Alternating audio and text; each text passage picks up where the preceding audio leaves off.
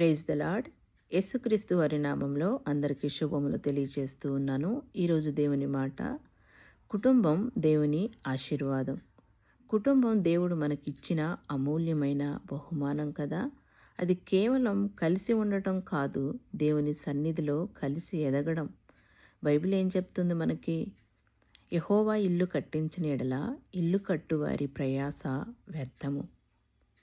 మరి దేవుడు కేంద్రంగా ఉన్న కుటుంబంలో ప్రేమ మాటల్లో మాత్రమే కాదు కానీ క్షమలో, సహనములో, సేవలో కనిపిస్తుంది.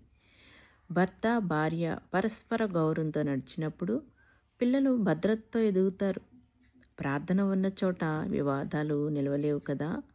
నేను నా ఇంటివారు యెహోవాను సేవించుదుము అనే నిర్ణయము ప్రతి కుటుంబానికి పునాది కావాలి. బలమైన కుటుంబాలు యాదృచ్ఛికంగా తయారవ్వవు. అవి ప్రార్థనతో, దేవుని వాక్యముతో నిర్మించబడతాయి. ఇదే మన దేవుని మాట. చిన్న ప్రార్థన చేసుకుందాము. ప్రభువా, మా కుటుంబాలను మీ చేతులకు అప్పగిస్తూ ఉన్నాము. ప్రేమ, శాంతి, ఐకమత్యాన్ని మా గృహాల్లో నింపి మా గృహాలను ప్రార్థనా మందిరాలుగా మార్చమని ప్రార్థిస్తూ ఉన్నాం. మా ద్వారా మీ నామానికి మహిమ కలిగినట్లుగా చేయమని యేసు నామంలో ప్రార్థిస్తూ ఉన్నాము. ఆమేన్.